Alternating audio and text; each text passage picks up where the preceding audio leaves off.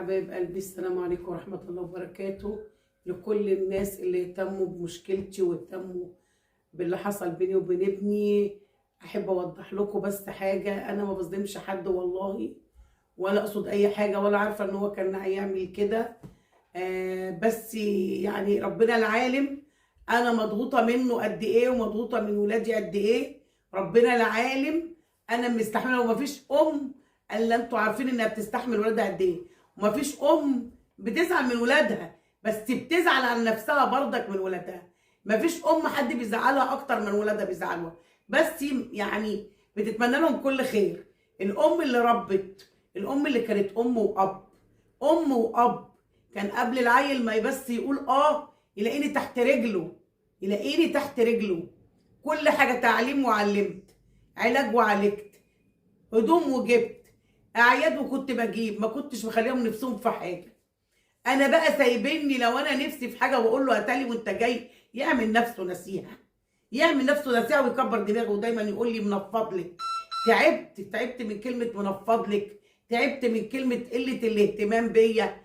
انا واحده دلوقتي بعد معاناه ام واب، ربيتهم ام واب لوحدي، سطرتهم، جبت لهم اللي هم عايزينه، عملت معاهم اللي ما يعمل. مفيش ام عملت ربع، واكيد في امهات عملت كتير، بس انا بالنسبه لي ربنا يعلم انا عملت معاهم قد ايه. انا المفروض اتحط فوق الراس، انا اخر حاجه، انا اخر حاجه، ولا بيفكروا فيا في ده، ولا مهتمين بيا. اقسم بالله انا اللي بقول لهم تعالوا، انا اللي بقول لهم انا عامله يوم الجمعه تعالوا، انا اللي بقوم اعمل اكل عشان يوم الجمعه، عشان يجوا هو وعيالهم ياكلوا. يعني بيجوا متعطفين عليا. لحد امتى انا ما يهتموش بيا، ما يهتموش انا فيا ايه؟ مفيش مره يقول لي تعالى ماما اخرجك. زي ما كنت باخدهم وهم صغيرين افسحهم، وهم صغيرين كنت بخرجهم وافسحهم واوديهم الملاهي واوديهم السينمات واوديهم. انا مفيش واحد حتى دلوقتي انا اللي بخرجهم واقول لهم تعالوا اوديكم البحر. مفيش، انما هم يخرجوا مع حريمهم مع نفسهم، يصيفوا مع نفسهم، يخرجوا يتفسحوا مع نفسهم. مفيش مره يفكروا في امهم، يتصلوا كده ماما البسي هناخدك نقعدك على اي حته في الهوا على البحر. انما انا حسيت ان انا ما خلفتش، حسيت ان انا تعبي ده راح هدر، حسيت ان انا ضحيت لعالم ما تستاهلش، ضحيت لعيال فعلا ما تستاهلش، ضحيت بكل حاجه، بصحتي وبعمري وبمالي، بمالي اللي كنت زماني مليارديره على اللي صرفته. لو حاسبني كل عيل قد ايه هو كلفني اليوم، لو كل عيل فيهم وكل بنت وكل ولد قد ايه اليوم انا كأم مش اب، انا الام والاب اللي صرفت، لو بس حاسبوا نفسهم اليوم اتكلف كام عليهم في عمر 20 سنه و25 سنه و30 سنه، وانا بصرف على عيل لحد ما يبقى 25 سنه و30 سنه ومازال. لو حاسبوني على كده، انما هم لا، ده لو جابوا لي كوبايه ميه هبقى حاسبهم عليها. لو الولد من دول قلت له نفسي في فاكهه ولا نفسي في حاجه يعمل ناسي ومش فاكر. خالد بالذات كمان، خالد بالذات ربنا يهديه، خالد يعني زياده شويه، يعني نفسي بس يعني نفسي بس يراجع نفسه لضميره. انا مش عارفه اعمل ايه، مش عارفه. انا اخر مزق هاخد بعضي واخد بعضي وامشي واروح في حته محدش يعرفني فيها. ده الحل الوحيد، ان انا امشي في حته محدش يعرفني فيها، لان انا محدش بيطيب خاطري، ولا بيطيبوا بخاطري بكلمه، ولا بيطيبوا بخاطري بحنيه. وانا اللي كنت حنينه عليهم، ما لهمش حد غير ربنا ثم انا، بس انا مش لاقياهم، مش حاسين بيا، مش حاسين بيا، ولا حاسين ان انا تعبانه، ولا حاسين بصحتي ولا بسني ولا اي حاجه. لا لا لا لا لا، انا هاخد بعضي وامشي، محدش يعرف لي طريق. انا مش عايزه حد يعرف لي طريق.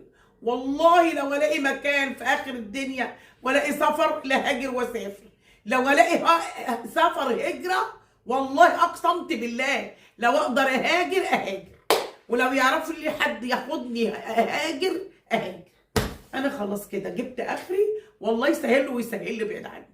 انما كل مره يجي يبوس ايدي ويبوس رجلي، وابوك عند اخوك، كل مره يجي يقول لي حقك عليا يابا، هو غلبان بس عقله مش مريح، هو غلبان بس عندي انا عندي تعبني، سني ما يستحملش عنده، كان بيعاند وهو صغير انما مش هو كبير.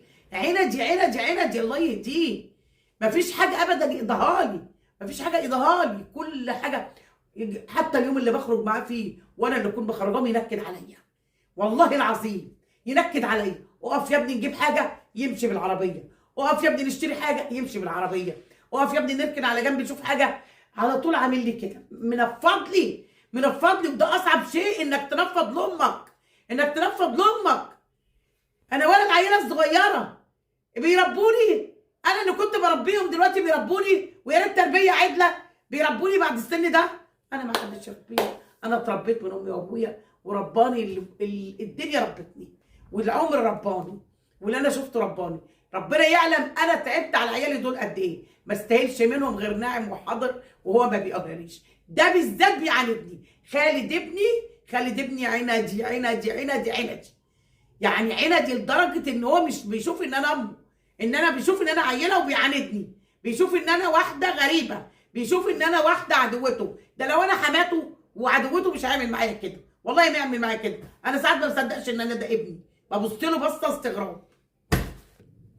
يا جماعه الناس اللي كتبت حاجه سلبيه، ربنا يعلم انا ما عملتش كده الا من الضغط النفسي اللي انا فيه، هو ربنا اللي يعلم. وانتوا ما تعرفوش حاجه عني، انتوا بتشوفوني ان انا بضحك، وياما ضحكتكم وياما طلعت بضحك والكلام ده. انا عمري ما قلت مشاكلي، وعمري ما عملت مشاكل مع خالد، من رغم ان احنا انا وخالد طول عمرنا في مشاكل انا وهو، بس عمري ما طلعت المشاكل على السوشيال ميديا. بس انا جايبه اخري فعلا، جايبه اخري فعلا من خالد، لاني اولا يمكن سني مش مستحمل اللي بيعمله فيا، وما تعرفوش قد ايه انا تعبت عشان عيالي. فعشان كده انا ما استاهلش غير المكافاه منهم، لاني انا 30 سنه، يمكن 35 سنه ام واب، 35 سنه ام واب. انا نسيت ان انا ست، انا نسيت ان انا ست. فانا حتى لما بتعامل بشخصيه بتعامل بشخصيه الراجل معاه، ان انا اب فلازم اكون فلو انا بحسني ان انا شديده شويه وعصبيه من ضغط الحياه اللي انا شفته. انا ما شفتش حنيه، ما شفتش راحه، فانا كنت املي لما يكبروا اشوف حنيه واشوف راحه، انما ما شفتهاش. بس الحمد لله، قدر الله ما شاء فعل، وربنا هو بقى اللي يصبرني على اللي انا فيه، ويصبرني على ابني ان هو يقسى عليا بالشكل ده. وانا مش عايزه ادعي عليه، وانتوا بالله عليكم قدروا الوضع اللي انا فيه، قدروا يعني ايه ام ابنها كل حاجه بيقول لها لا، ويقول لها اسكتي مش ما تتكلميش، او انا مش عايزه اسمعك، او انا بقول له عايزه افهمك حاجه يقول لي مش عايزه افهم. فده صعب قوي لما يقول لك انا مش عايزه افهم، انا مش عايزه افهم من امك. يا اخي قدر امك دي عبيطه، قدر امك دي سنها على قدها، قدر امك عندها زهايمر، احترم امك. فده بيعز عليا لما اكون حاجه ام واب وكده. ودلوقتي لما كبروا وشافوا نفسهم وبقى لهم صوت، خلاص انت مالكيش لازمه ومالكيش تتكلمي، واركني جنب الحيط، اركني ولا ليكي اي لازمه. احنا لما بنجي لك كده عطف وشفقه، احنا بنستحملك عطف الشفقه، نسمعك عطف وشفقه.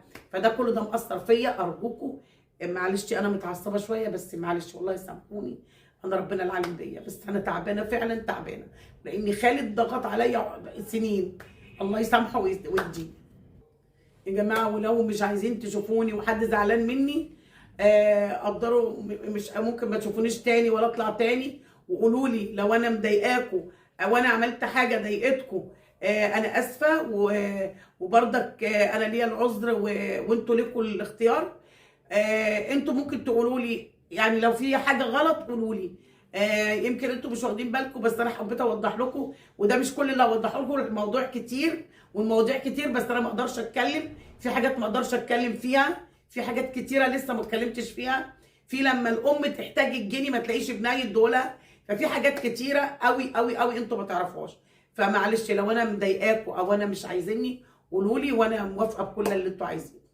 مش طالبه منكم حاجه يا جماعه، والله والله يا حبايبي، مش طالبه منكم حاجه غير انكم تدعوا لنا بالهدايه، وتدعوا لابني ربنا يهديه، وتدعوا لي انا لو انا غلطانه ربنا يهديني، لو انا غلطانه ادعوا لي ربنا يهديني. مش طالبه منكم حاجه غير انكم انتوا بس تدعوا لنا، وربنا يسهل لنا ويسهل لكم، وتدعوا لنا بالهدى، ويصلح حالنا وحالكم.